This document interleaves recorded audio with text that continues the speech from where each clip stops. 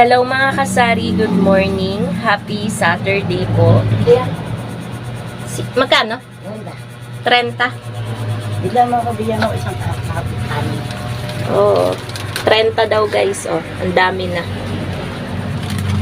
Isang kaha? Teka, kuha muna ako 30.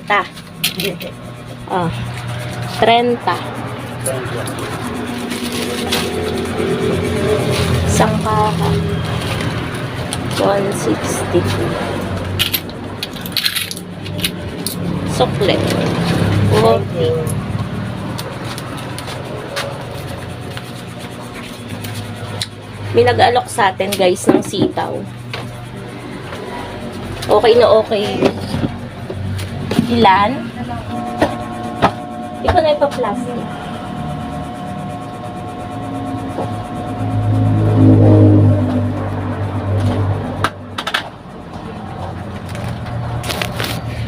Ayun guys, may bumili lang ng 2 itlog.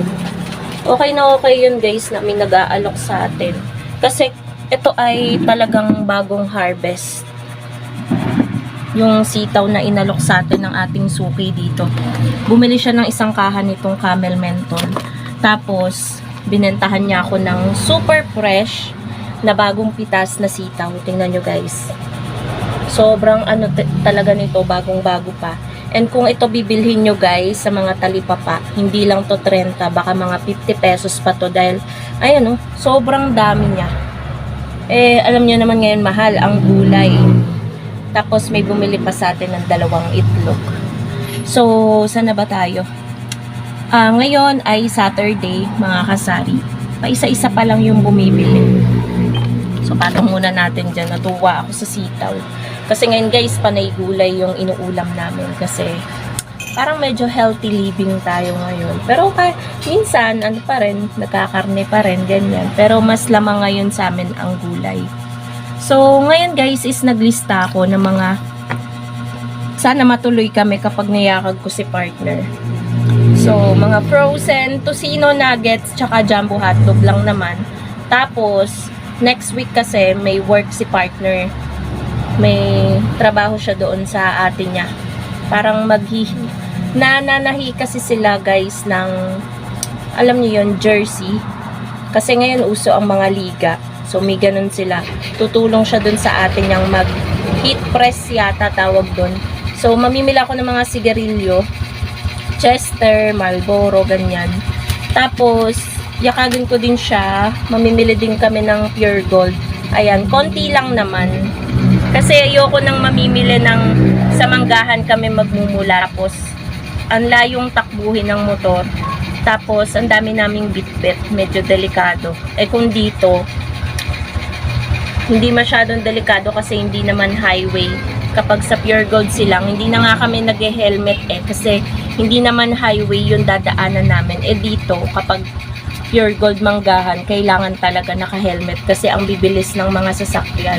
Eh dito, pag pa-Pure Gold silang kami, ang dami pang humps. Kaya hindi talaga pwedeng magmabilis na pagpapatakbo. Kaya okay lang na walang helmet. Kasi hindi naman kami dadaan sa highway. So, update ko na lang kayo mga kasari kapag nakaalis na kami. So, nandito na kami mga kasari, kakarating lang namin ng Pure Gold at kainitan talaga ng araw kami pumunta.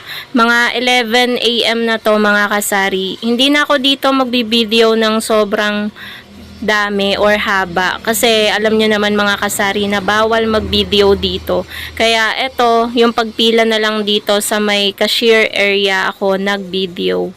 So eto lang naman yung mga pinamili namin na alam ko na kakayaning dalhin ng motor. So ayan, malapit na tayo guys dito.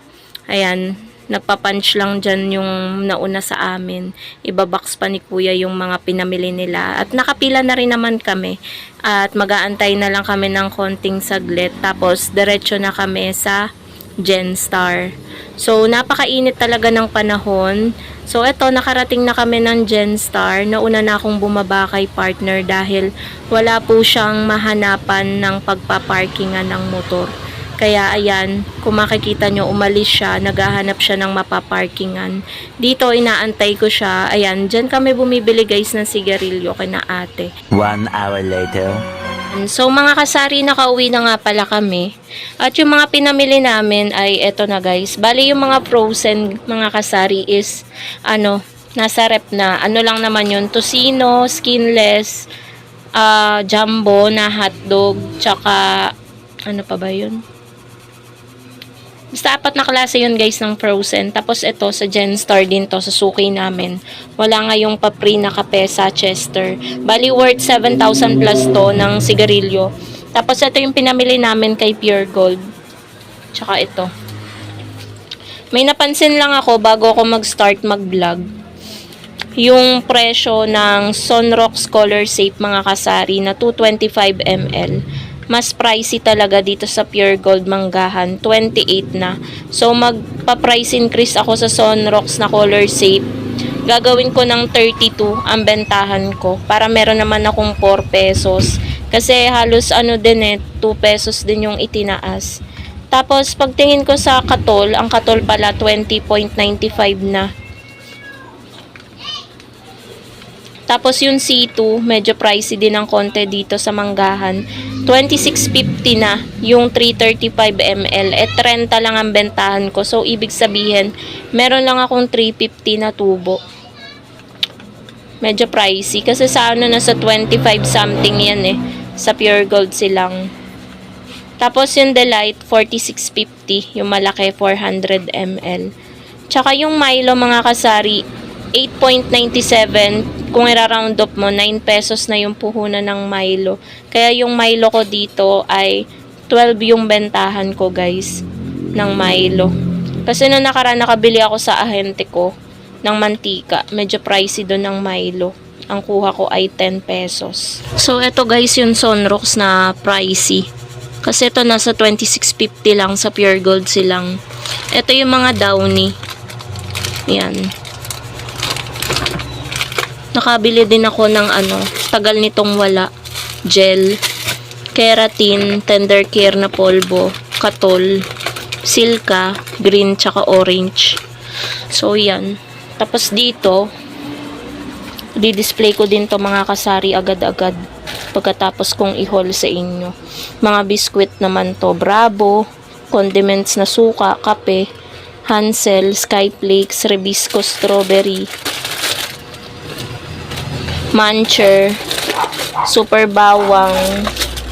Ito yung mga lang guys. May mga ilang delata pa na hindi ko na dinampot. Bear Brand Swak. May bumili lang guys. Medyo madilim dito sa loob ng tindahan kasi hindi ko na binubuksan guys yung ilaw. Kasi sobrang init din naman. Parang may bibili na naman. Ayun, may bibili ulit. Guys, pasensya na. Sunod-sunod yung bumibili. So, ito... Ano pa bang laman nito? Ayan, may Rebisco strawberry, merong Milo, merong luncheon meat. Yan guys, yan yung mga pinagdadampot ko. May mga ilan na hindi pa ako dinampot guys kasi ayoko ng sobrang bigat ng dala-dala ng motor kasi nga medyo malayo-layo ang takbuhin namin. So may mga delata ako na hindi dinampot or hindi binili kasi nga mas bibigat yung namin. Sa frozen pa nga lang mabigat na So ayun guys, i-display ko na rin tong mga aming pinamili. Yan yung ganap ngayong araw ng Sabado dito sa Sari Sari Store. Sana madaming magpa-Gcash mamayang hapon kasi nitong mga nakaraang araw mga kasari ay medyo matumal-tumal ang ating Gcash. Wala masyadong magsasabong na nagka-cash out ng malaki kasi marami na ding nag-Gcash banda dun sa Ilaya Kaya medyo nabawasan yung natin sa Gcash. Pero kahit ganun mga kasari, thankful pa rin ako kahit papano, hindi naman tayo nasisiro. So, ayun po mga kasari, thank you so much for watching and happy selling po sa inyong lahat. Sobrang ikli lang ng video natin ngayon kasi medyo wala ako mga kasari sa mood mag-video ngayon kasi may may problema din akong iniisip ngayon. So ayoko nang i-share sa inyo kasi baka mamroblema din kayo. So yun lang naman mga kasari. Bye!